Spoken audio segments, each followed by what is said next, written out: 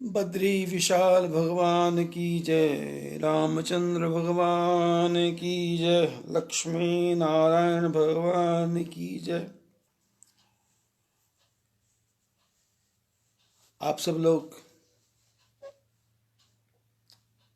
भगवान राम की कथा सुन रहे हैं और राम जी की कथा के पीछे मेरा उद्देश्य ये है कि आपको समझाना और आपको बताना कि आप सब लोग अपने परमात्मा को छोड़ करके दूसरों के पाखंड के पीछे मत भागो।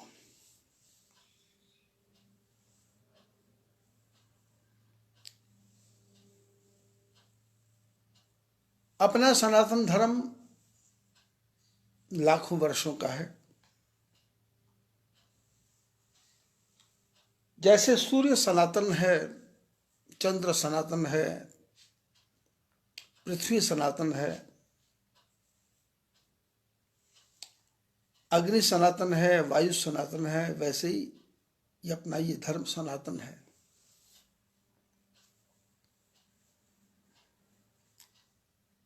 समय समय पर ऋषि मुनियों ने अपने अपने ढंग से इसकी व्याख्या की, परिवर्तन नहीं किया, टीका टिप्पणी भी नहीं की, मीमांसा की। मीमांसा का मतलब होता है कि इसको खोल खोल के बताना, उसका प्रकटीकरण करना। क्योंकि शास्त्रों में लिखा है और अनुभव है कि मुंडे मुंडे मतरे भिन्नः, जितने भी मनुष्य हैं उतने ही दिमाग हैं, और जितने दिमाग हैं उतनी ही बुद्धि है, जितनी बुद्धि है उतने ही विचार है। और किसी का विचार भी किसी से मेल नहीं खाता।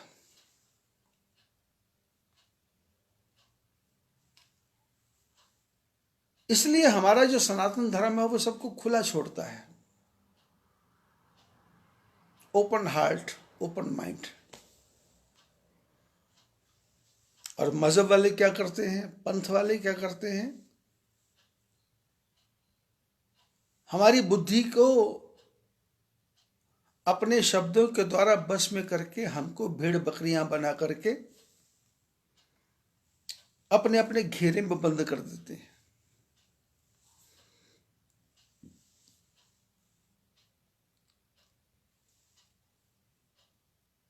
अब वो हालत ये होती है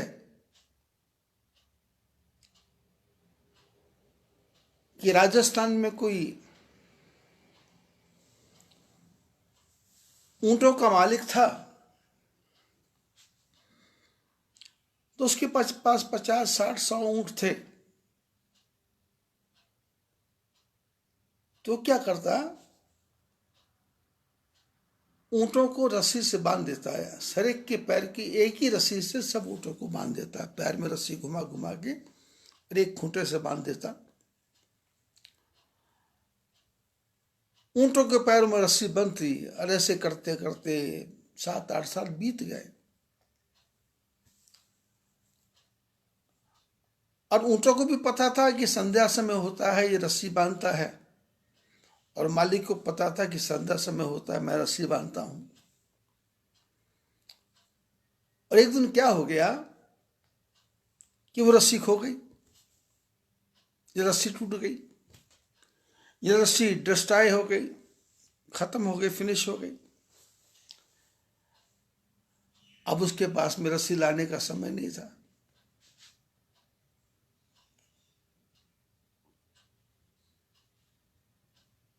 तो जब संध्या का समय हुआ तो ऊंटों को पता था कि हमको बंधना है, और ऊंट आके वहां खड़े हो गए।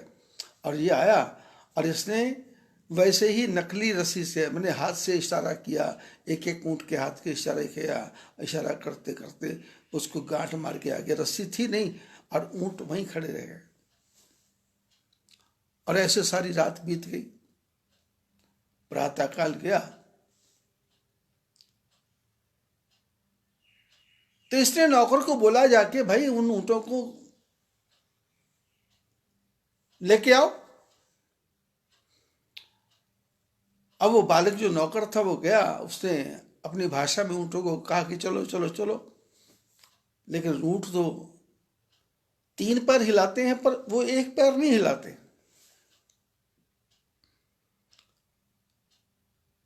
अब ये आया मालिक के पास में कि भाई साहब सारे ऊँटों के पैर तो खराब हो गए। बोले क्या हुआ? बोले वो ऊँट तो हिल ही नहीं रहे वहां से।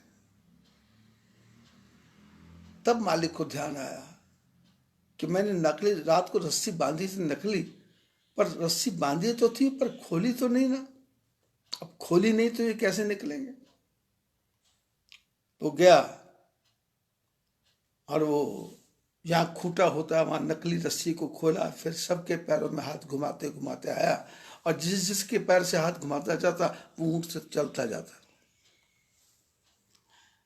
ये मजहब क्या है?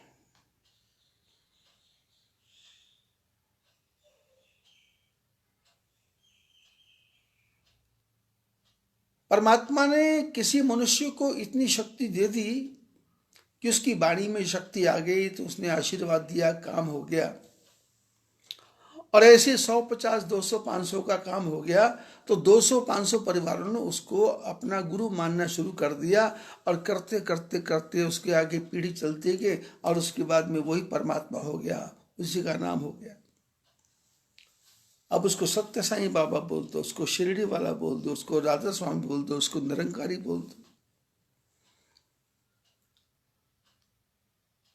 उसको ईसाई बोल दो, उसको मुसलमान बोल दो।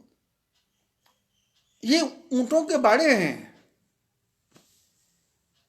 धर्म के प्रति इनको कुछ पता नहीं है।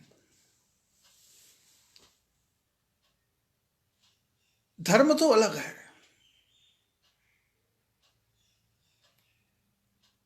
आज के सत्संग में बताने की चेष्टा करूंगा कि धर्म है क्या।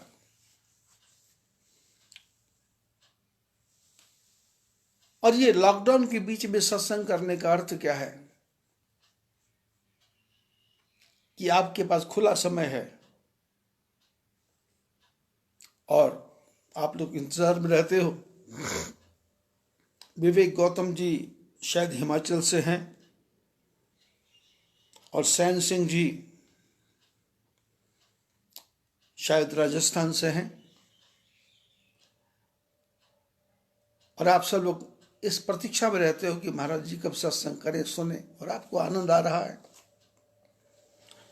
इसलिए मेरी भी चेष्टा है कि मैं ये राम कथा को इस ढंग से बताऊं कि आपकी समझ में पल्ले पड़े कि भगवान एक ही जगह बैठ के एक ही छोटे से बाण से जंत को इंद्रलोक तक भेज सकते हैं, शिवलोक तक भेज सकते हैं। उनको कहीं जाने की आवश्यकता नहीं है। और बीच में एक दिन मैंने कहा था कि कागभूषुंड को अपने मुंह में डाल लिया था, उसको सारे ब्राह्मणों को दिखाया था, और वही राम केवट की गंगा किनारे आकर के हाथ जोड़ के केवट से प्रार्थना करते हैं, भैया हमको पार जाना है। और वही राम आगे आगे क्या चमत्कार करते हैं तो मैं बता रहा हूं। बाकी आप बाइबल में, कुरान में पढ़ेंगे तो आपको ये कथाएं नहीं मिलेगी। वहां तो ये मिलेगा कि तुम हमारे पास आओ, हम तुम्हारा सब कुछ ठीक कर देंगे। लेकिन हमारे सनातन धर्म में लिखा है तुम अपनी इच्छा से जो कुछ मर्जी करो, पर अपने धर्म को छोड़ना नहीं। स्वधर्म निधनम श्रेयः। किसी के पीछे नहीं चलना है, शास्त्रों का अनुसरण करना है, किसी का विरोध नहीं करना है। क्योंकि इस संसार में मैं सुंदर हूं तो आप भी सुंदर हैं, एक चिड़िया का बच्चा भी सुंदर है। और बुद्धि हर एक के पास परमात्मा ने बुद्धि दी है, और जिसकी बुद्धि जैसी है वो काम कर रहा है, चला रहा है काम। पागल से पागल आदमी भी भोजन के समय उसका दिमाग ठीक हो जाता है। कभी आपने देखा जो पागल आदमी है कि रोटी वो नाक में डाल रहा हो, आंख में डाल रहा हो, कान में डाल रहा हो, लेकिन वो दिख रहा पागल। परमात्मा ने पागल को भी बुद्धि दी है, खाने की बुद्धि दी है, शौचालय की बुद्धि दी है, शौच की बुद्धि दी है।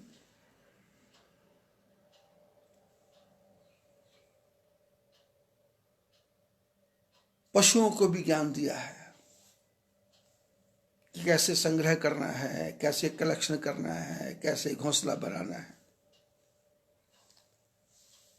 इसलिए सनातन धर्म किसी का विरोध नहीं करता, और सनातन धर्म जानता है कि जो कुछ भी है वो सब घूम फिर के फिर अपने ही है। लेकिन इन दिनों कुछ चैनल वाले कुछ ज्यादा ही उग्र हो गए हैं, व्यग्र हो गए हैं, और वो आरोप प्रत्यारोप लगाते हैं, फिर झगड़ा होता है, बात किसी के समझ आती नहीं और उनका टाइम पूरा हो जाता है।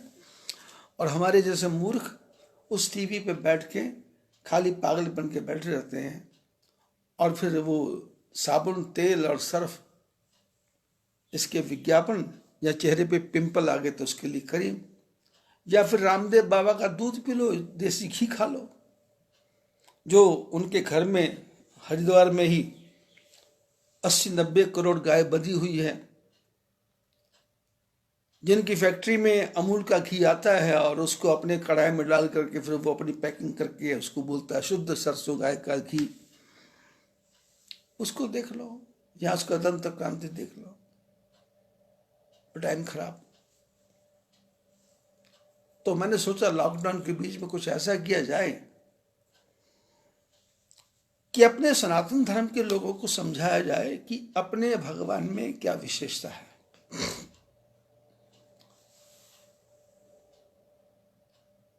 क्योंकि बुद्धि तो सबके पास है, लेकिन बुद्धि में विशेषता क्या है। किसी महात्मा ने कहा ना कि करत करत अभ्यास ते जड़मति हो तो सुजान। यदि बार बार रिपीट करेंगे, बार बार रिपीट करेंगे, बार बार रिपीट करेंगे, विश्व विद्या अभ्यास बिन भोजन गरल अघाई। बोले विद्या का बार बार रिपीट करेंगे, अभ्यास करेंगे तो विद्या जागृत रहती है।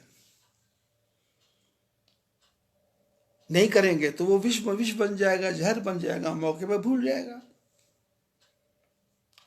और भोजन को ज्यादा खा लेंगे तो वो भी विष बन जाएगा। और अच्छा आदमी अपने से दरिद्रों के पास बैठना शुरू कर दे तो वो भी, उसका भी जीवन विष बन जाएगा। और वृद्ध नारी विष गाई, और बूढ़ी औरत कहीं लता मंगेशकर की तरह गाना शुरू कर दे तो वो कैसे गा सकेगी। उसकी आवाज विष ऐसी होगी, कांपने लग जाएगी। संतों ने कहा करत करत अभ्यास के जड़मति हुत सुजान। ये बुद्धि की विशेषता क्या है कि इसमें अभ्यास करना पड़ता है। रसरी आवत जात से सिल पर पड़त निशान। कुएं के ऊपर बाल्टी रखी है, उससे पानी खींचते हैं, और वो रस्सी जिस पत्थर पे बार बार आती जाती है, वो रस्सी से ही उस पत्थर पे निशान बन जाता है। ऐसे ही बुद्धि सबके पास है, लिखा रामायण में ही है। इसी रामचरितमानस में यही बताया गया है कि क्या राम जी ने ये किया, ये किया, ये किया। और हमने इतना समझा कि एक थे राम, एक थे रावण, एक था छत्री, एक था बामन्ना। उसने उसकी चुराई लुगाई, उसकी उस संग भई लड़ाई, और तुलसी लिख दिया पोथन्ना। बोले कथा तो इतनी है, एक राम है, रावण है, तुलसी, छत्री है, बामन है। उसने उसकी औरत चुरा ली और उसने लड़ाई हो गई और मर गया रावण, और तुलसीदास ने इतना बड़ा पोथा लिख दिया, पर पोथा नहीं लिखा। ये मानस है, मानस। मानस में होता है सरोवर, और सरोवर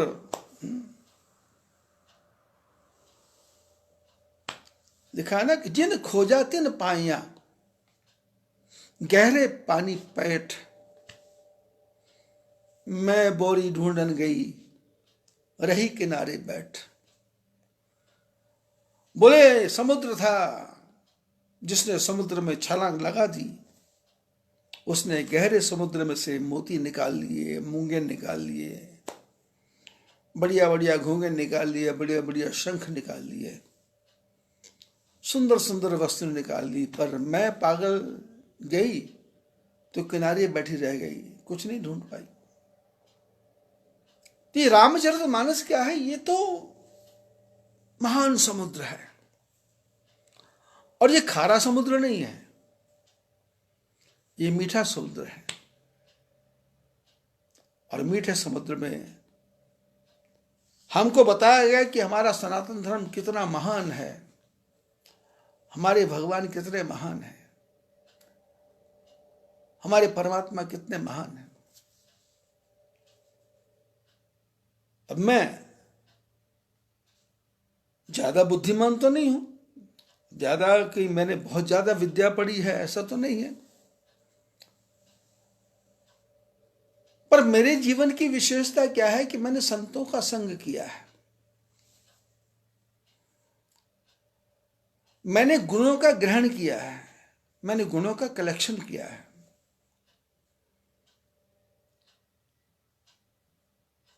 मेरे पास में गुणों का एक गठड़ी भर गई, गठड़ी।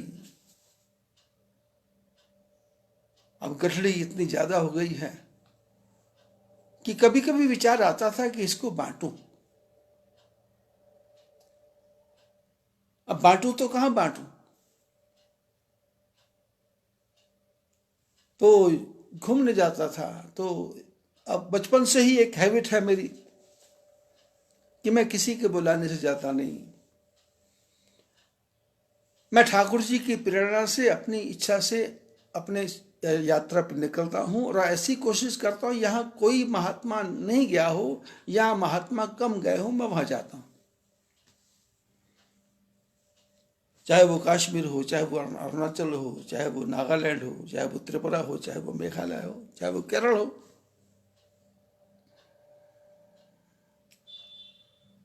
लेकिन होता क्या था, सब जगह ही धर्म के धंधेबाज बैठे हैं, सब जगह ही सभाएं बनी हैं, सब जगह ही एक से बढ़ के एक कलाकार बैठे हैं। अब इन सब कलाकारों के बीच में अपनी दुकान लगाना कोई आसान काम नहीं है। और यहां जहां भी क्या, वहां वहां के ब्राह्मणों ने मेरे को चैलेंज किया, कोई नहीं कथा सुनता, कोई कथा सुनता नहीं। और मैंने शर्त लगा करके उनको कथा सुनाई कि मैं सुनाऊंगा।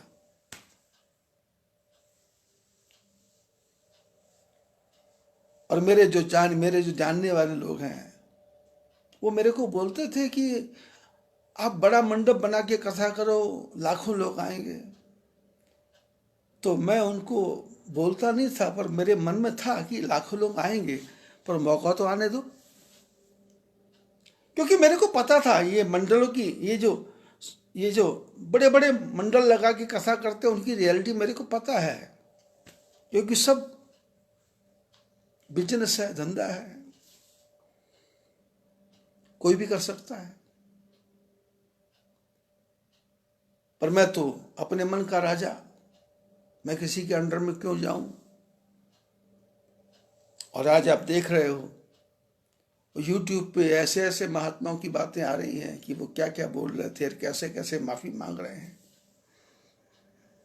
खैर, प्रभु की कृपा, मेरा सौभाग्य समझो या मेरे शिष्यों की इच्छा की पूर्ति समझो, कि उनकी इच्छा थी कि लाखों लाखों लोग सुने। और मैं सोचता था एक भी पैसा खर्च ना हो और लाखों लाखों लोग सुने। तो योग ऐसा बना कि आज इस मेरी कथा को, राम कथा को 5 लाख लोगों से ज्यादा लोग सुन रहे हैं। यूट्यूब पे, फेसबुक पे, फीड न्यूज पे, टेलीग्राम पे, इंस्टाग्राम पे और व्हाट्सएप पे 5 लाख लोगों से ज्यादा सुन रहे हैं। और एक भी मंडप नहीं बनाना पड़ रहा, एक भी कुर्सी नहीं लगानी पड़ रही, एक भी प्रसाद नहीं बांटना पड़ रहा।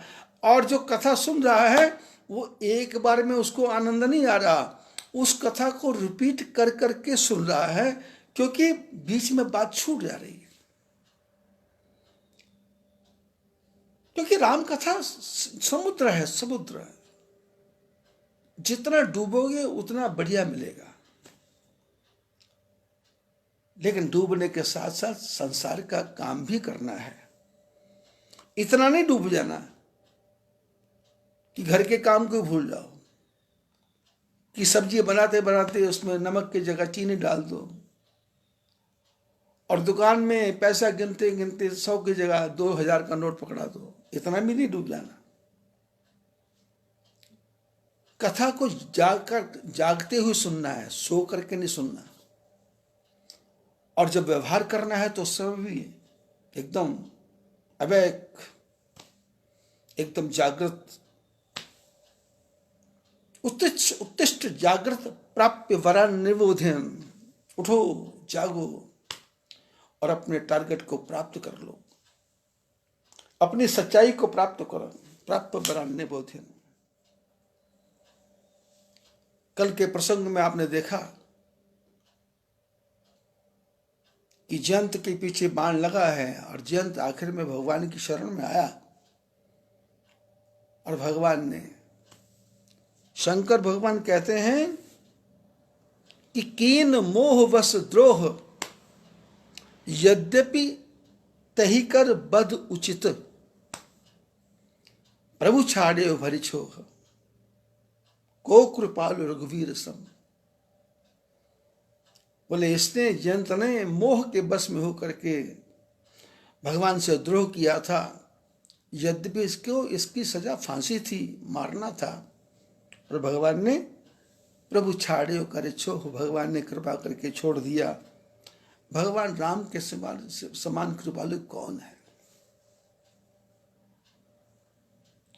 हम जीवन में हजारों गलतियां करते हैं, पर प्रभु हमारी सारे गलतियों को क्षमा करते हैं। हम जीवन में, हमारे बच्चे हमारे जीवन में हमको अनेक बार भला बुरा बोल देते हैं। जब बच्चों की शादियां हो जाती हैं तो फिर वो जो बेटा है, वो बेटा आपका तो है, पर वो किसी का पति भी है। और जो पत्नी है, उस लड़के की जो पत्नी है, वो किसी की बेटी भी है। तो फिर अब आपके बेटे के ऊपर आपका शासन नहीं रहेगा, उसकी लड़की के मायके वाले का भी शासन हो जाता है। फिर वो लड़की अपने माता पिता से लोभ के कारण, क्रोध के कारण, किसी न कारण ऐसी ऐसी बातें उसके बेटे के कान में भरती है कि बेटा माँ बाप के विरोध में खड़ा हो जाता है। हमको अलग कर दो, हम अलग रहेंगे, हम अलग होंगे। तो माता पिता को ना चाहते हुए भी जहर का घूंट पीना पड़ता है, और माता पिता आंख बंद करके तैयार हो जाते हैं। और बेटे जिनका लैट्रिन बाथरूम साफ किया था, जिनके कपड़े धोए थे, जिनको नहलाया था, धुलाया था, वो बोलते हैं कि आपने हमारे साथ अन्याय किया है। तो उस समय बाप की छाती भी इतना भयंकर लात लगती है, इतना दर्द होता है कि बाप एक बार सोचता है कि मैं आत्महत्या कर लूं।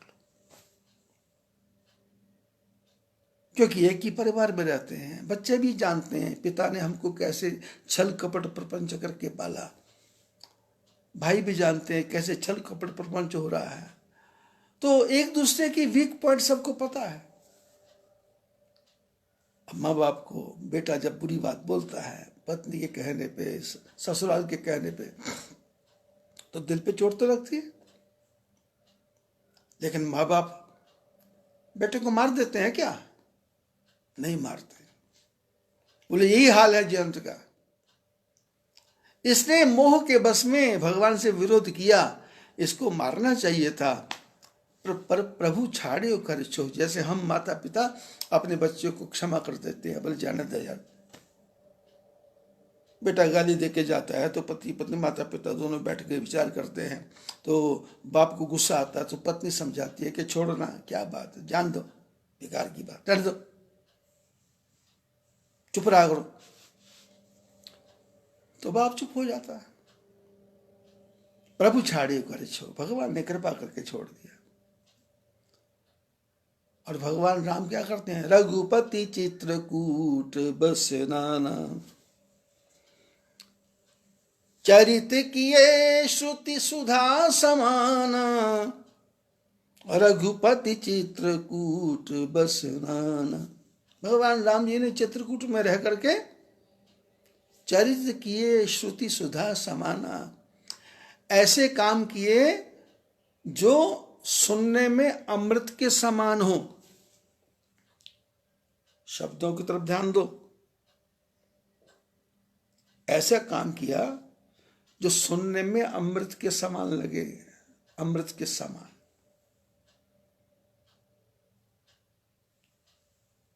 कान को अमृत लगे, बताने वाला बताए, सुनाने वाला सुनाए, सुनने वाला बोले भाई और सुनाओ ना, और सुनाओ ना, और सुनाओ, और सुनाओ। रघुपति चित्रकूट बस नाना, चरित्र किए श्रुति सुधा समान, अमृत के समान। वहां रहते रहते भगवान राम जी ने देखा, मन में अनुमान किया कि अब यहाँ लोगों की भीड़ लगने लग गई है, बहुत लोग आने लग गए और अपना काम भी थोड़ा और करना है, क्योंकि भगवान का तो टारगेट रावण है ना। तो उन्होंने कहा कि इस जगह को छोड़ना चाहिए। सारे महात्माओं से भगवान राम जी विदा मांगते हैं और विदा मांगते मांगते अत्रि के आश्रम में पहुंच गए।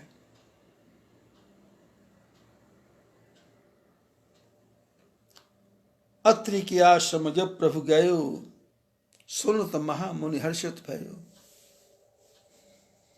चित्रकूट से आगे मंदाकिनी नदी के किनारे पर अत्रि ऋषि जी का आश्रम। अत्रि अनसुईया जंगल में रहते थे।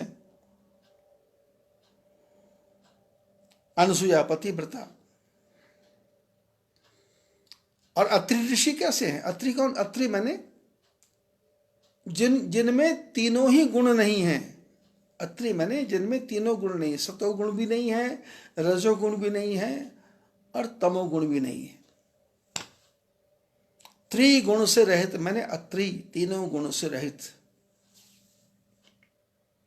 हम आप तो नहीं हो सकते तीन गुण से रहित। हम में तो क्रोध भी आया,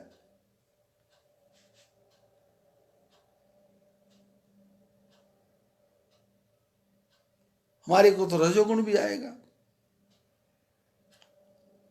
हमारे गुण तो सत्वगुण भी आएगा, हमारे अंदर तो तमोगुण भी आएगा।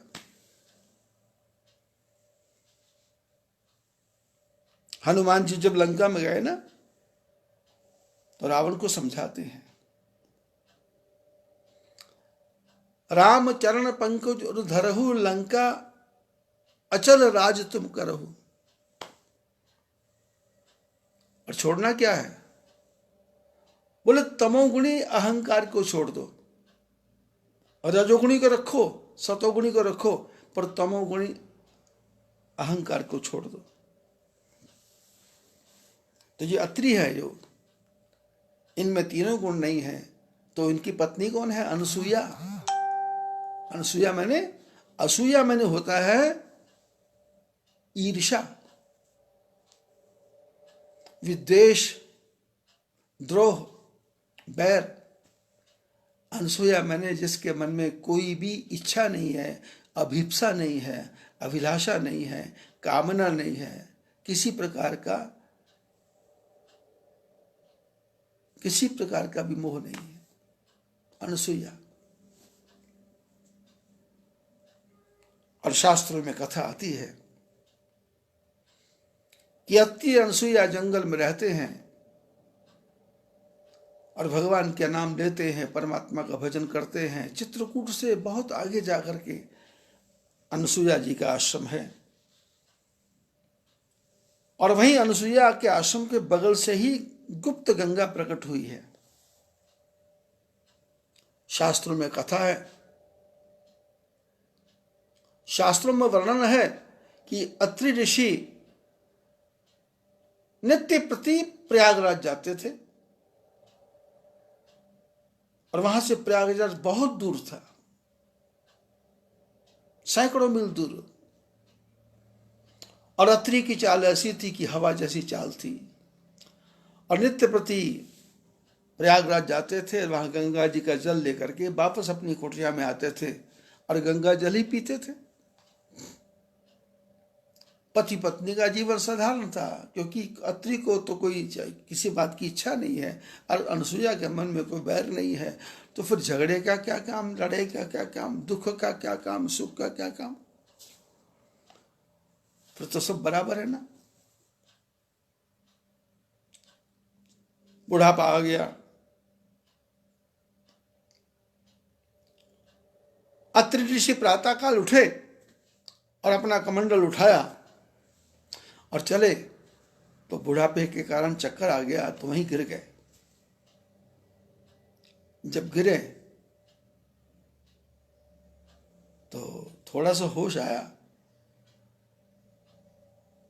तो अत्रि ऋषि ने कहा कि अनसुईया, शायद मैं आज गंगा माँ का दर्शन नहीं कर पाऊंगा। तो अनसुईया ने गंगा माँ से प्रार्थना की, माता जी ये रोज आपके पास आते हैं, आज आप इनके पास आ जाओ तो क्या नुकसान है। अत्रि ने अनसुईया ने जैसे ही कहा माँ गंगा प्रकट हो जाओ, वहीं आश्रम के बाहर ही गंगा प्रकट हो गई। और अनसुईया ने कहा अत्रि से कि प्रभु, गंगा माँ यहीं आ गई है, माँ आपके पास ही आ गई है। अत्रि ऋषि प्रसन्न, पानी जल को लिया, जल को पिया तो उतना ही स्वाद है जैसा प्रयागराज में है, उतना ही स्वाद है जैसे गंगा का है, उतना ही स्वच्छ है जितना गंगा है। अब गंगा प्रकट हो गई, उसका नाम रखा गुप्त गंगा। अत्रि प्रसन्न है क्योंकि अब प्रयागराज जाना नहीं पड़ता, वहीं से जल उठाते हैं और अपने घर में छोटा सा शिवलिंग बना रखा है।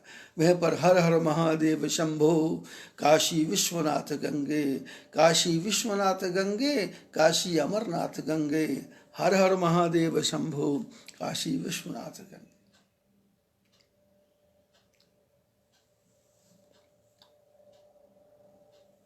भागीरथ ने तो गंगा को प्रकट करने के लिए 2.5 पीढ़ियां खत्म कर दी। सगर चले गए, असमंजस चले गए, अंशुमान चले गए, भागीरथ का आधा जीवन खत्म हो गया।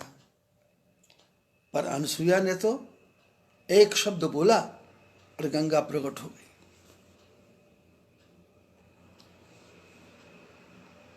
इसको गंगा माँ की दया कहें या अनसुईया माता की भक्ति कहें, इसको अत्रि की साधना कहें या फिर गंगा का आशीर्वाद कहें, इसको कहां जोड़े जा करके।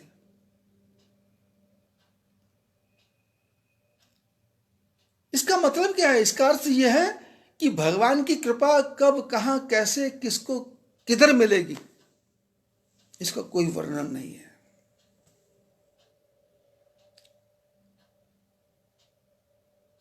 उसकी इच्छा हो जाए तो जीवन पलट दे, लेकिन उसके लिए साधना करनी पड़ेगी, उसके लिए तपस्या करनी पड़ेगी, उसके लिए योग करना पड़ेगा। योग घर में बैठ के भी होता है। लाल कपड़ा पहनने से योग नहीं है, पीला कपड़े योग का ये कपड़े से कोई संबंध नहीं है।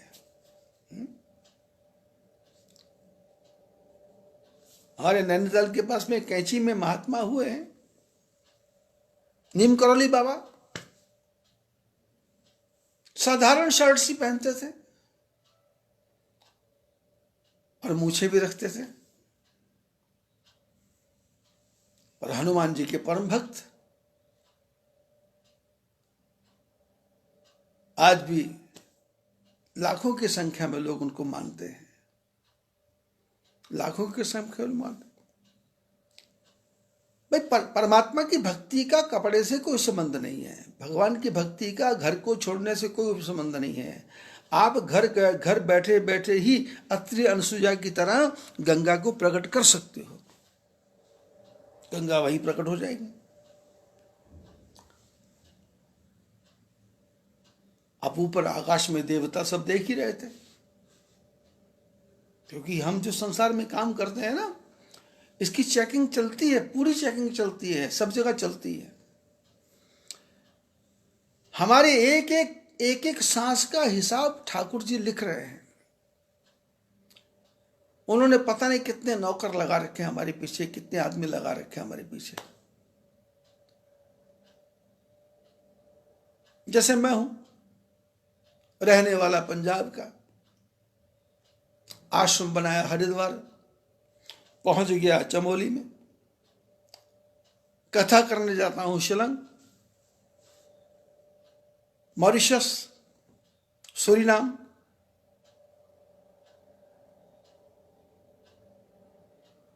श्रीलंका, भूटान, नेपाल।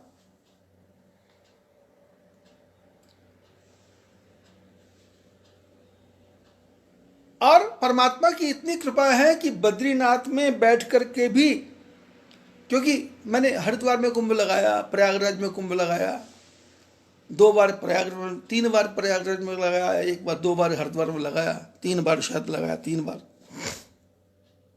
हाँ 3 बार हरिद्वार में लगाया। तो मेरे मन में विचार आया कि हरिद्वार में कुंभ लगाता हूं तो कहीं ऐसी जगह कुंभ लगाओ यहां 6 महीने का कुंभ हो, 7 महीने का कुंभ हो, डेली कुंभ हो जाए।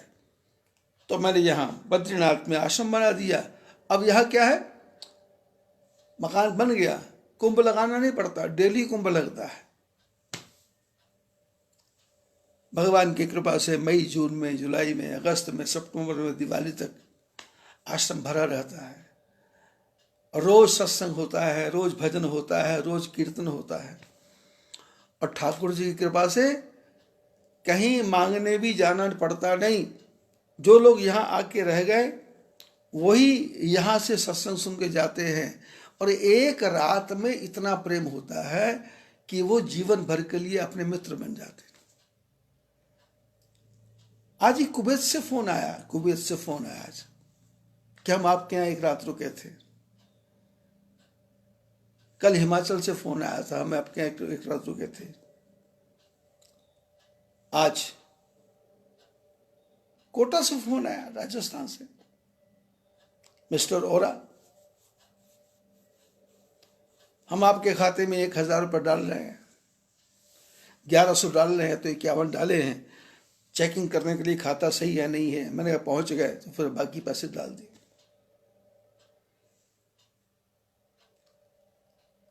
आप अपने कर्म में लगे रहो, कपड़ा बदलने की जरूरत नहीं है। ठाकुर जी ने अपना काम करवाना है तो करवाना है, और आपको देना है तो देना है। भागने की जरूरत नहीं है, विश्वास की जरूरत है। विश्वासो ही फलदायकम, विश्वास ही फलदायक।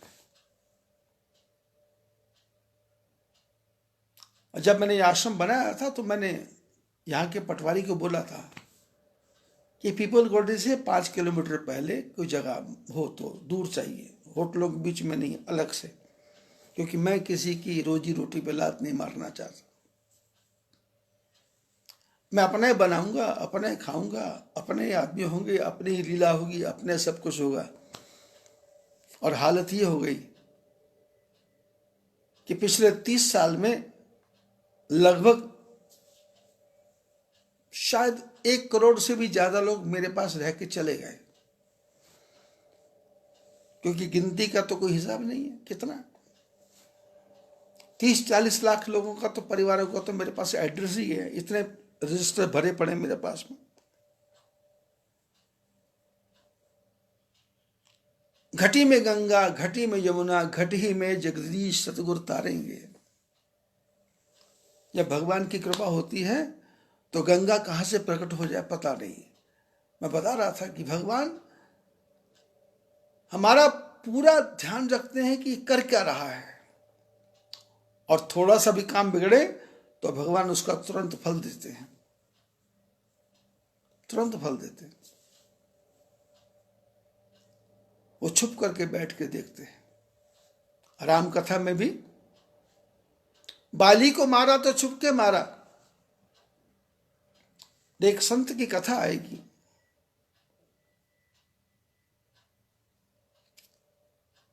उनका नाम है सुतीक्षण। मुनि अगस्त कर शिष्य सुजाना, नाम सुतीक्षण रति भगवान। और सुतीक्षण को भी जब दर्शन देते हैं तो पेड़ के पीछे छुप के देते हैं, मारते हैं तो भी छुप के, तारते हैं तो भी छुप के, और भगवान ऊपर बैठे देखते हैं क्या तमाशा हो रहा है। हमारे शास्त्रों में लिखा है, हमारे शरीर के दोनों कंधों पर दो लिखते हैं चार्टर्ड अकाउंटेंट बैठे हैं, जो हमारे जीवन के पाप पुण्य का हिसाब लिखते जाते हैं। एक एक मिनट का हिसाब हो रहा है ना। अनसुईया के कृपा से गंगा धरती में से प्रकट हो गई। सारे देवताओं को समाचार मिला तो नारद जी को भी समाचार मिला। नारद जी प्रसन्न हो गए। अरे नारद जी दर्शन करने आए। अत्रि ऋषि ने प्रणाम किया, अनसुईया माता ने प्रणाम किया और पूछा नारद जी ने, क्योंकि नारद जी तो खोजी है ना, खोज करते हैं। बोले ये पानी कहाँ से आ गया, ये पानी कहाँ से आ गया? तो अत्रि ने कहा कि गंगा मैया ने कृपा की है, वो स्वयं ही यहाँ पधार गई। अब नारद जी तो कलाकार हैं। वहां से नारद जी चले सीधे हिमालय में। नारायण नारायण करते करते पार्वती के पास पहुंचे। पार्वती ने कहा कहाँ से आए? बोले धरती से। तो पार्वती ने कहा कहाँ गए थे? नारद जी ने कहा मैं सती अनसुईया माता के आश्रम में आया। पार्वती को गुस्सा आ गया। पार्वती ने कहा अरे दुनिया में सती मैं, ये दूसरी सती अनसुईया कौन हो गई? तो नारद जी ने कहा कि आपको नहीं पता, वहां तो उनकी धूम मची हुई है सती अनसुईया की। गंगा प्रकट हो गई। जो आपके शंकर की जटा में गंगा थी ना, वो सती के यहाँ है। ये तुम्हारे शंकर भगवान से पूछो, ये कहाँ माल बांटते फिर रहे, कहाँ कहाँ माल फेंकते फिर रहे। सती ने कहा ऐसा कैसे होगा, सती तो मैं हूं। नारद जी ने कहा सती एक भी और हो गई सती, और वो आपसे बढ़ के है। ऐसे ही ब्रह्मा जी के यहाँ जाके बोल दिया, ऐसे ही लक्ष्मी के यहाँ बोल दिया। अब लक्ष्मी को पता लगा कि हमारे से भी कोई ज़्यादा शक्ति वाली हो गई है। तो शाम को ब्रह्मा विष्णु शंकर घर आए तो तीनों जगह खाने नहीं बना हुआ, भोजन नहीं बना हुआ। तो विष्णु भगवान ने देखा कि कोई सुगंध नहीं आ रही। ब्रह्मा जी ने देखा कि भाई तो किचन क्या गैस सिलेंडर खत्म हो गया क्या, लाइटर खराब हो गया क्या? शंकर भगवान ने पार्वती से पूछा क्या आज व्रत रखने का है क्या? पार्वती ने कहा व्रत नहीं करना। ये जो तुम्हारे सिर पे जो गंगा बह रही है ना, इसको जो जगह जगह बांटते फिर रहे हो, वहीं जाके रोटी खाओ। शंकर जी ने कहा हुआ क्या? बोले होना क्या है, सती मैं हूं या सती की और है? शंकर बोले सती तो तू ही है। बोले भी ये सती अनुसुईया कौन है? शंकर जी ने कहा भाई सती अनुसुईया तो मेरे को पता नहीं, तो पार्वती पार्वती ने कहा कि पागल समझते हो क्या, मूर्ख हूं क्या, मेरे पास सब रिपोर्ट आ गई है, मेरे गुरु नारद जी आए थे, वो बता के गए हैं कि आपने एक गंगा गोमुख से प्रकट की और दूसरी गंगा अनुसुईया माता के आश्रम से प्रकट की, उसने कौन सा पुण्य किया था और आपको क्या अधिकार था वहां जाके प्रकट करने का। शंकर भगवान समझ गए कि ये तो विकट समस्या है, नारद जी का हमारे घर में प्रवेश हो गया, इसका मतलब मामला गड़बड़ होने वाला है। पार्वती ने कहा देखो रोटी वोटी कुछ नहीं बनेगी मिलेगी, पहले जाओ और उस सती की परीक्षा लो और उसके बाद मेरे पास आना, नहीं तो इधर आना भी नहीं। शंकर भगवान उठे, अब कहाँ है सती का आश्रम कुछ पता नहीं है, वो गंगा कैसे प्रकट हो इसका भी कुछ पता नहीं है, मालूम नहीं है क्या करना क्या नहीं करना। आगे मोड़ पे विष्णु भगवान मिल गए और तीसरी तरफ से ब्रह्मा जी आ गए, एक तिरस्ते तेराहे के ऊपर तीनों इकट्ठे हो गए। ब्रह्मा जी ने कहा शंकर तुम कुछ उदास दिखाई दे रहे। शंकर ने कहा उदास क्या देना, आज रोटी नहीं मिली। ब्रह्मा जी ने कहा मेरे को भी कहाँ रोटी मिली है। विष्णु भगवान बोला हमको भी खाना नहीं मिला भाई, भूखे मरना पड़ रहा है। तो शंकर जी ने कहा आप भूखे क्यों। तो विष्णु भगवान बोले हमारे घर में नारद जी आए थे। ब्रह्मा ने कहा हमारे घर भी नारद जी आए थे। शंकर बोले उसी का तो मुसीबत है। अब बताओ नारायण भगवान तुम्हारे चरणों से गंगा निकली, ब्रह्मा के कमंडल में थी और शंकर मेरी जटा में थी। हमने भागीरथ ने तपस्या भी की, वो गंगा दे दी।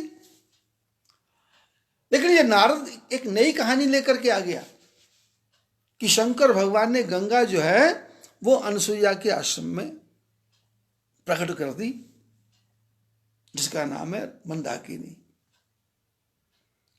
ब्रह्मा जी बोले नारद मेरी पत्नी को भी यही क्या कह गया कि ब्रह्मा जी के कमंडल में जो गंगा है ये गोमुख से निकली थी, ये अनुसुईया के आश्रम में कैसे पहुंची, क्या रिलेशन है इनके संबंध क्या है, मेरे को तो डाउट हो रहा है। विष्णु बोले लक्ष्मी को भी ये पाठ पढ़ा के गया है कि नारायण के चरणों से गंगा निकली थी, वो मैंने सुना था गंगोत्री में है, पर ये गंगा अनुसुईया के आश्रम में कैसे पहुंच गई। माता जी कभी आपने कभी चक्कर सुना क्या विष्णु भगवान के, कहां कहां चक्कर हैं। इस प्रकार से कथा बनाई, इस प्रकार से कथा बनाई कि तीनों देवता दुखी होकर के अनुसुईया के आश्रम में। अत्रि ऋषि जंगल में फल फूल लेने गए थे और तीनों महात्मा अब करना क्या है, साधु का वेश बनाया और फिर भजन गाते जा रहे हैं। धर योगी का भेष में अलख जगाऊं गली गली, राम नाम के हीरे मोती मैं बिखराऊं गली गली। धर योगी का भेष में अलख जगाऊं गली गली, राम नाम के हीरे मोती मैं बिखराऊं गली गली।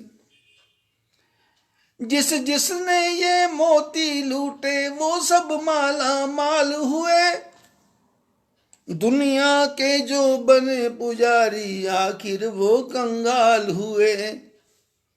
दुनिया के जो बने पुजारी आखिर वो कंगाल हुए।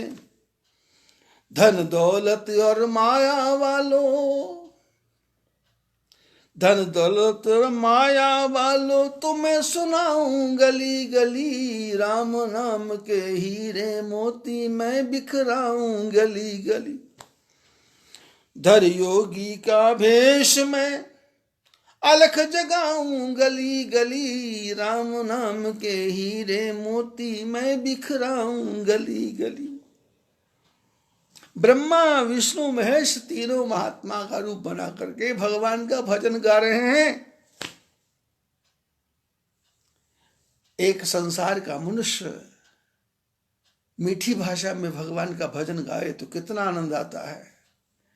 एक परमात्मा की बनाई हुई काले रंग की कोयल बगीचे में बोले तो कितना आनंद आता है।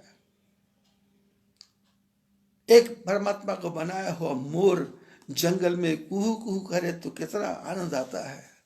और आज तो ठाकुर जी स्वयं भगवान का नाम ले रहे हैं। और सुनने वाला कौन है? अनसुया माता। अनसुया माता। अनसुया माता ने देखा कोई महात्माओं की आवाज आ रही है, और अनसुया माता का तो नियम था कि झूठ कपट निंदा को त्यागो, हरि कसे तुम प्यार करो, घर आए मेहमान की सेवा से ना तुम इनकार करो, पता नहीं किस रूप में आकर नारायण मिल जाएगा, निर्मल मन के शीशे में वो राम के दर्शन पाएगा। अनसुईया यात्री का तो था, साधु आएंगे भोजन करो।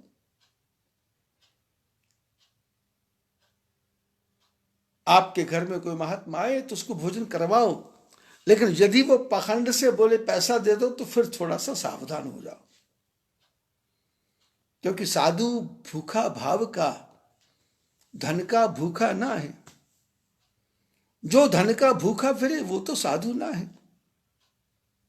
हमारे उत्तराखंड में ना कई नकली साधु घूमते हैं, वो मोहल्लों मोहल्लों गली, छोटे छोटे गांव है, यहाँ आश्रम बनाया हुआ। मैं ऊपर से देखता हूँ तो लोगों के घरों में चक्कर काटते हैं, किसी माता को बोलते हैं आशीर्वाद ये वो, फिर मिट्टी का कुछ रुद्राक्ष बना देते हैं, राख का कुछ बना देते हैं, तो गांव के लोग चक्कर में आ जाते हैं।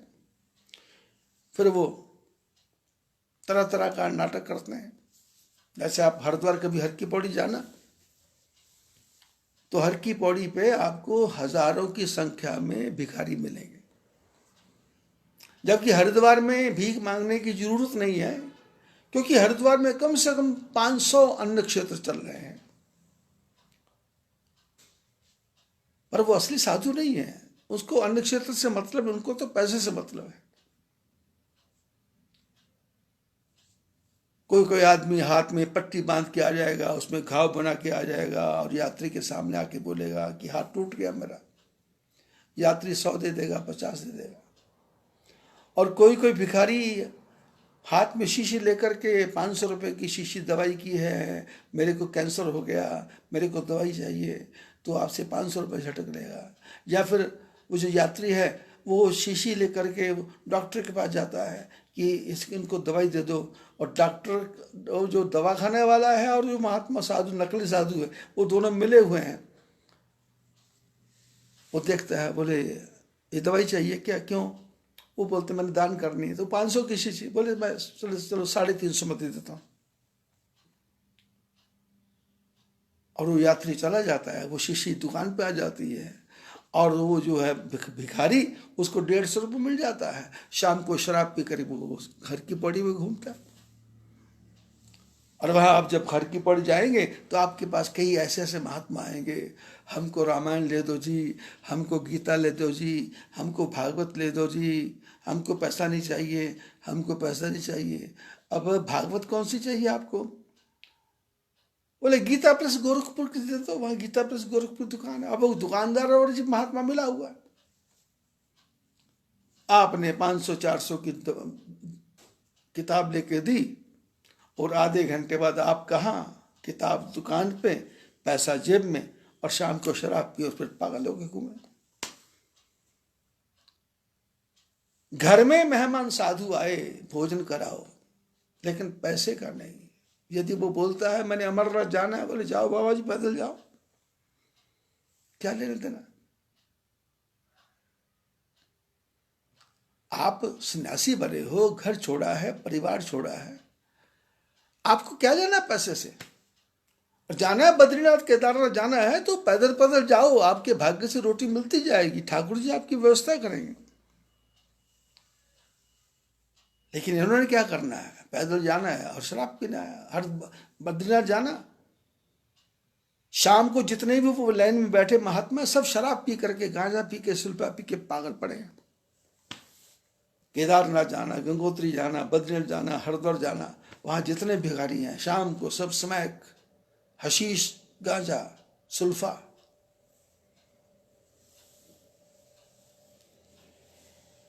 आप गृहस्थी हैं, आपके घर में कोई महात्मा आए तो उसको बिठा के भोजन करवाओ, पर उसको एक भी पैसा देना नहीं। यदि वो कहता है मैं बीमार हूं तो उसको सरकारी हॉस्पिटल का रास्ता बताओ कि वहां जाओ, जाके करो। क्योंकि धर्म के नाम पे इतना पाखंड फैल गया है और हम गृहस्थी पागल हो जाते हैं कि बाबा जी ने कहा तो कोई बुरे शब्द ना कह दे। अरे अरे घबराओ मत महात्मा से। जो असली महात्मा है वो किसी को भी शराप नहीं देता, और जो नकली है उसका श्राप किसी को लगता नहीं है। जो सती औरत है वो किसी को श्राप देती रही है, और जो नकली सती है वो तो 24 घंटे गालियां बकती जाती है। किसी पे क्या फर्क पड़ने वाला है? साधु तुम्हारा बुरा करेगा ये तो दिमाग से निकाल ही दो। पर हमारा धर्म है, गृहस्थी का धर्म है, हमारे घर में जो महात्मा आए उसको हाथ जोड़ के भोजन करवाओ, और भोजन करवाने के बाद में दक्षिणा की बात आए तो हाथ जोड़ लो कि प्रभु हमारे पास जो था वो आपके अर्पण कर दिया। उसकी हिम्मत नहीं है कि आपको कुछ बोलेगा, लेकिन यदि आप डर गए तो फिर गए काम से।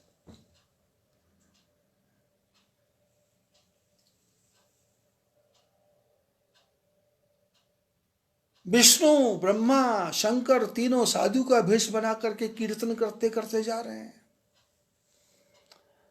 और आवाज आ रही है अनुसुईया माता के कान में, अनुसुईया के कान में। और जो जो झोपड़ी नजदीक आती जा रही है आवाज गूंजती जा रही है, और अनुसुईया दरवाजे पे आके खड़ी हो गई। अत्रि ऋषि बाहर गए हुए थे, अत्रि ऋषि बाहर गए हुए थे। अनुसुईया माता ने कहा आओ महात्माओं,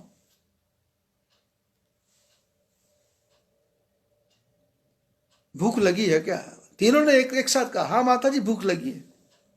तो बोले आओ भूख भोजन करो।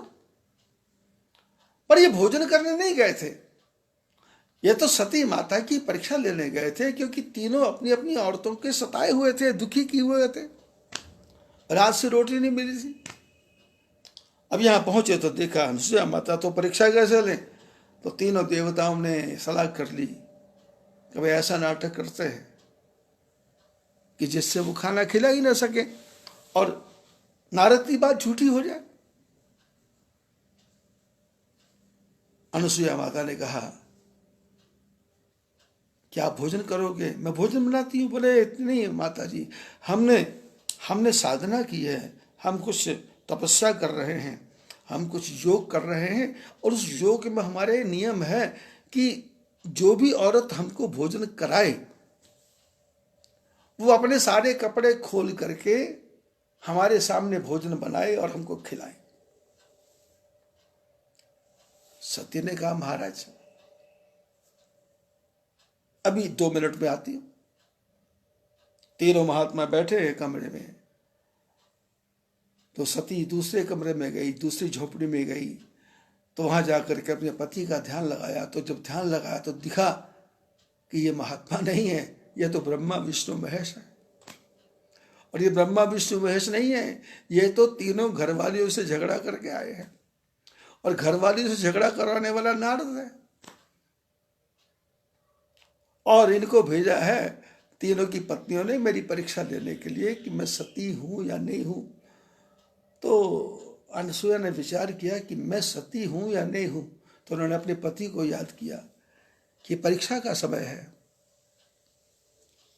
और सती माता ने कहा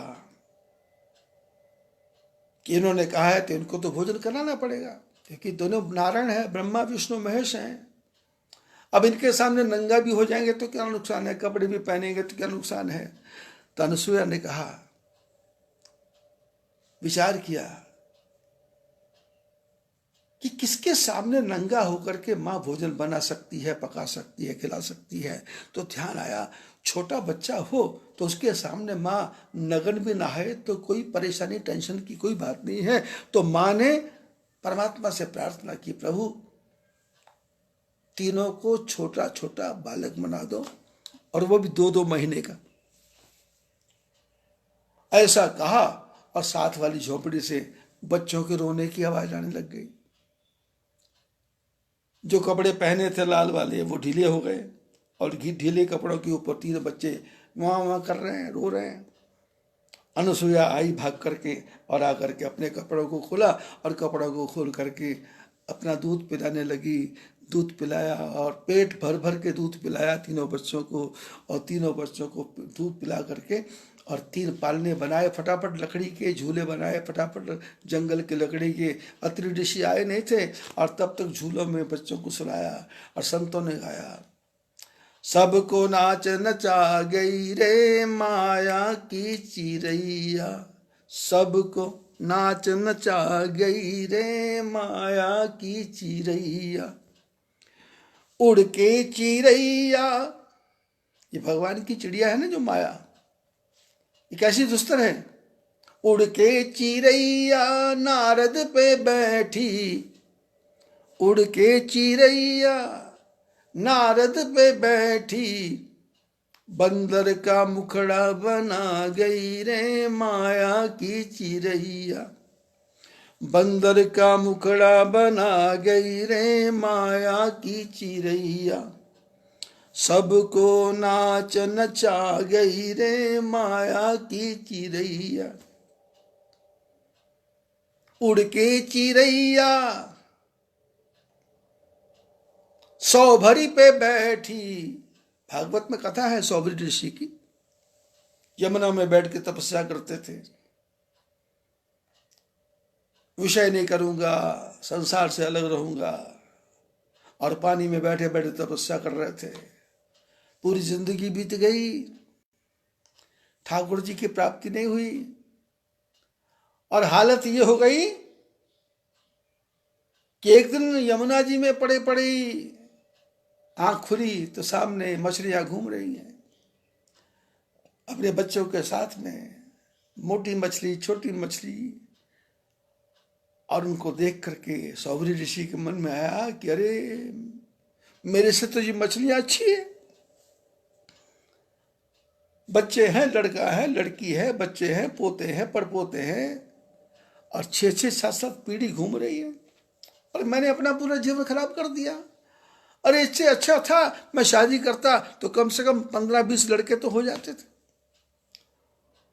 उड़ के चिरैया सौभर पे बैठी, और तप को भंग करा गई रे माया की चिरैया, तप को भंग करा गई रे माया की चिरैया, सबको नाच नचा गई रे माया की चिरैया। सौभरी ऋषि को शादी करनी पड़ी, और उसके बाद में 100-100 बच्चे हुए, झूमते रहो उसमें। और ये माया क्या क्या करती है। उड़ के चिरैया रावण पे बैठी, रावण पे बैठी रामा, रावण पे बैठी, रावण पे बैठी रामा, उड़ के चिरैया रावण पे बैठी, सोने की लंका जला गई रे माया की चिरैया, सोने की लंका जला गई रे माया की चिरैया, सबको नाच नचा गई रे माया की चिरैया, सबको नाच नचा गई रे माया की चिरैया। और कहाँ बैठी, ब्रह्मा विष्णु शंकर पे बैठी, ब्रह्मा विष्णु शंकर पे बैठी, तीनों को झूला झूला गई रे माया की चिरैया, तीनों को झूला झूला गई रे माया की चिरैया, सबको नाच नचा गई रे माया की चिरैया, सबको नाच नचा गई रे माया की चिरैया। सबको नाच नचा दिया। ब्रह्मा विष्णु शंकर, 2-2 महीने के बच्चे। अनसुईया माता ने कपड़े खोले, कपड़े खोल के बच्चों को भर पेट दूध पिलाया, और दूध पिलाने के बाद में झूले बनाए 3, और तीनों झूलों में बच्चे झूला झूल रहे हैं, बच्चे झूला झूल रहे हैं। और इतने में अत्रि ऋषि आ गए और देखा तो अनसुईया पूरे कपड़े भी नहीं पहन रखे। अत्रि ने कहा क्या हो गया? तो अनसुईया ने कहा 3-3 बच्चे हो गए। और अत्रि ऋषि तो त्रिकालज्ञ है, त्रिकालज्ञ सर्वज्ञ तुम गति सर्वत्र तुम्हारी, आप तो त्रिकालज्ञ हैं। वो समझ गए कि नारद जी ने इनको उल्टा ज्ञान दिया है और ये सती की, अनसुईया की परीक्षा लेने आए होंगे। कोई बात नहीं, ठाकुर जी आए हैं, सेवा करेंगे, पूजा करेंगे, बड़े होंगे चले जाएंगे।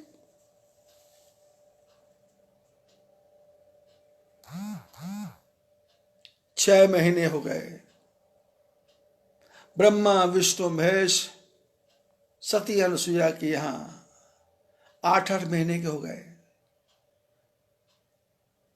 पार्वती प्रतीक्षा कर रही है, ब्रह्माणी प्रतीक्षा कर रही है, लक्ष्मी प्रतीक्षा कर रही है कि ब्रह्मा जी ने आए, शंकर ने आए, नारायण ने आए। तो तीनों देवियों ने नारद जी को बुलाया, याद किया। नारद जी पहुंचे, बोले भाई कहाँ हैं? बोले, नारद जी ने कहा कौन, किसकी बात कर रहे हैं? लक्ष्मी ने कहा नारायण की बात कर रही, नारायण की। पार्वती ने कहा शंकर भगवान की बात कर रही, तुम उस दिन आया था ना? नारद जी मुस्कुरा के बोले अभी तो झूला झूल रहे हैं, फिर पलटना सीखेंगे, फिर घुटने के बल चलना सीखेंगे, फिर अंगुली के साथ हाथ पकड़ के चलना सीखेंगे, फिर ठुमक ठुमक भागेंगे, और उसके बाद जब पूरा चलना आ जाएगा तब आपके पास आएंगे। लक्ष्मी ने कहा दिमाग खराब हो गया क्या तुम्हारा? पागलों जैसी बात कर रहे हो? हम बच्चों की बात कर रहे हैं क्या? अरे मैं अपने नारायण की बात कर रही हूं, ये अपने शंकर की बात कर रही है, ये ब्रह्मा जी की बात कर रही है, और तुम नई कहानी लेकर के बैठ गए। बच्चों की, कौन से बच्चों की बातें कर रहे? नारद जी ने कहा माता जी गुस्सा मत हो, मैं उनकी बात ही कर रहा हूं, उनकी ही बात कर रहा हूं, और किसी की बात नहीं कर रहा। लक्ष्मी ने कहा ये ऐसे कैसे हो गया? बोले आपने परीक्षा लेने भेजा होगा ना, तो माता जी ने परीक्षा दे दी, और परीक्षा में उन्होंने कहा कपड़े खोल के भोजन कराओ, तो माता जी ने कहा कपड़े खोल के करा देते हैं। और कपड़े खोल के बच्चे को कौन कराता है? माँ करवाती है। तो अनसुईया माता ने कपड़े खोल दिए, और तीनों ब्रह्मा विष्णु शंकर 2-2 महीने के बच्चे बन गए। अब बच्चे बन गए तो माँ ने दूध पिलाया। अब दूध पिलाया तो फिर झूले में झुलाना जरूरी है। अब झूले में झुला रहे हैं, अत्रि भी झुला रहे हैं, अनसुईया भी झुला रही है। इसमें बुरा क्या हो गया? लक्ष्मी ने कहा यह तो बहुत बुरा हो गया, ऐसा कैसे हो गया? सती पार्वती ने कहा ऐसा कैसे हो गया? इतनी तपस्वी कैसी बन गई? पार्वती ने कहा चलो हम जाके परीक्षा लेते हैं। लक्ष्मी ने कहा मेरे नारायण भी एक बार फंस गए थे वो बलि के यहां, तो मैंने जाके छुड़ाया था। हम औरतों का काम है आदमी को छुड़ाना। तीनों देवियां साधु का रूप बना करके उसी जंगल में आ गए। यहां अनसुईया और अत्रि रहते हैं। अनसुईया जंगल में फल फूल लेने गई है, अत्रि भी फल फूल लेने गए, बच्चों को दूध दाद पिला दिया है, और तीनों बच्चे झूले में झूल रहे हैं, सो रहे हैं आनंद के साथ। तीनों देवियां भगवान का भजन गाते गाते जंगल में आई, और ब्रह्मा जी ने देखा मेरी पत्नी, मेरी मिसेज आई है। शंकर ने कहा मेरे वाली आई है। नारायण बोले मेरी वाली आई है। अपनी अपनी औरतों की आवाज पहचान गए, अरे ये भी आ गई क्या? अब मजा आएगा। शंकर ने इशारे से कहा नारायण क्या हुआ? बोले होना क्या है, 3 झूले तुम्हारे हमारे और 3 झूले इनके लग जाएंगे, अब 6 हो जाएंगे। अब झगड़ा खत्म हो गया। अब रोज रोज का फिसाद था ना, रोटी नहीं बनती थी, खाना नहीं बनता था, शाम को खाना नहीं बनता था। अब खाने का चक्कर ही नहीं है, खाना खिलाने वाली माता है या ये तीनों देवियां भी आएंगी, इनको भी माता जी छोटे बच्चे बना देंगी और तीनों हम आमने सामने रहेंगे। और तीनों देवी आई, अनुसुईया का आश्रम पता लगा और पता लग करके गई और जाके घर में कोई था नहीं, और तीनों देवियां अंदर घुसी और घुस करके जा करके पालने में देखती हैं 3-3 बालक है, 3-3 बालक है। इतने में अनुसुईया आ गई।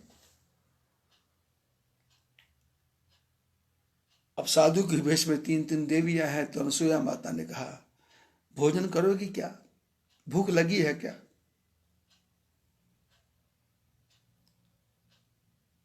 इन्होंने कहा भूख नहीं लगी माता जी, भूख नहीं लगी। तो बोले फिर कैसे आई? पार्वती ने डरते डरते कहा कि हमारे पति आपके आए थे, तो आपने उनको बच्चा बनाकर रख लिया। तो अनुसुईया माता ने कहा देखो भाई पार्वती, मैं पहचान गई, लक्ष्मी तुम्हारे को पहचान गई, ब्रह्माणी तुम्हारे को भी पहचान गई, और तुम तीनों देवियां अपने पतियों को भेजा था मेरे सती धर्म की परीक्षा लेने के लिए, पर मैं आपके सती धर्म की परीक्षा नहीं लूंगी। बस इतना ही करूंगी कि अंदर जाकर के झूले में 3 बच्चे पड़े हैं, जिसका पति जो हो वो अपने पति को उठा करके मेरे पास ले आए। मैं इधर कमरे में बैठी हूं, मैं कुछ नहीं बोलूंगी कौन ब्रह्मा है, कौन शंकर है, कौन नारायण है। बस इतना ही करना है और कुछ नहीं करना। परीक्षा वाली कोई बात नहीं है।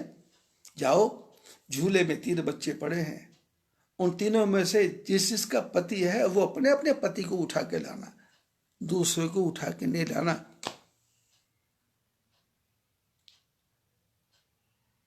पार्वती, लक्ष्मी, ब्रह्माणी दूसरे कमरे में गए और झूलों के पास देख रहे हैं, आंखें देख रहे हैं, कान देख रहे हैं, पैर देख रहे हैं, पर कोई भी चिन्ह दिखाई देता नहीं है।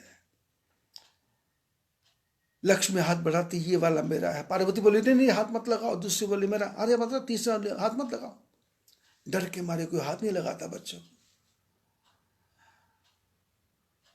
1 घंटा बीत गया, 2 घंटा बीत गया, तीनों देवियां आई नहीं। अनुसुईया ने कहा कि भाई हो क्या रहा है? तीनों देवियां आई, माता जी के चरणों में पड़ गई। माता जी, हम अपने पति को नहीं पहचान पाई, आप ही हमारे पति को वापस कर दो। अनुसुईया ने कहा एक शर्त पे वापस करूंगी कि तुम्हारे तीनों पतियों को अगले जन्म में मेरा पति बनना पड़े, मेरा बच्चा बनना पड़ेगा। तो तीनों देवियों ने आशीर्वाद दिया कि माता जी, आप तो हमारे से ज्यादा भाग्यशाली हैं, हमारे तीनों पति आपके पुत्र बन के आएंगे। दत्तात्रेय भगवान का अवतार हुआ, दत्तात्रेय भगवान का अवतार हुआ। और तीनों देवियां नारायण भगवान को झूले से उठाया, बाहर निकाला, बाहर निकाल के बोला, लक्ष्मी ने एक थप्पड़ लगाया नारायण के, ऐसे बोला था करने को। शंकर ने कहा, शंकर ने आग टेढ़ी की, बोले मारना मत, मैं तो लात मारूंगा। ब्रह्मा जी ने कहा खबरदार। तो अनुसुईया माता देख रही है कि बच्चे अपनी अपनी मिसेस से अटखेलियां कर रहे हैं, तो अनुसुईया माता ने आशीर्वाद दिया। ब्रह्मा विष्णु महेश तीनों ठीक हो गए और सब मिल करके अपने अपने धाम को चले गए। भगवान राम यात्रा करते करते अत्रि ऋषि के आश्रम में आए, क्योंकि राम जानते हैं कि मैं तो इनका पुत्र बना हूं, और ये सीता लक्ष्मी थी, इसलिए तो हमको यहां पर भेजा था परीक्षा लेने के लिए। और सीता भी पहचान गई कि ये तो वही हैं सती अनुसुईया। मंदाकिनी नदी बह रही है, मीठी मीठी नदी बह रही है, पानी का आनंद आ रहा है। अत्रि ऋषि ने भगवान राम जी की खूब पूजा की, खूब सेवा की। बिनती करी मुनि नाई सिर, कह कर जोरी बहोरी, चरण सरोरुह नाथ जनी, कबहु तजय मति मोर। अत्रि ऋषि भगवान की आराधना कर रहे हैं। अत्रि ऋषि जानते हैं ये नारायण है। बड़ी सुंदर प्रार्थना की अत्रि ऋषि ने, बहुत सुंदर स्तोत्र गाए हैं रामायण में।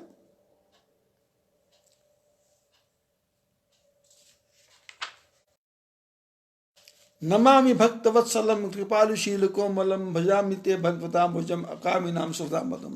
बड़ा सुंदर स्तोत्र गाया है, क्योंकि अत्रि पहचानते हैं कि ये नारायण है। ये नारायण धरती के भार को हल्का करने आए हैं। तो अत्रि ऋषि योगी है, तपस्वी है, लेकिन फिर भी प्रार्थना कर रहे हैं हाथ जोड़ करके, सिर झुका करके, दोनों हाथ जोड़ के, कि प्रभु ऐसी कृपा करना मेरे हृदय में से आपकी भक्ति कभी जाए नहीं,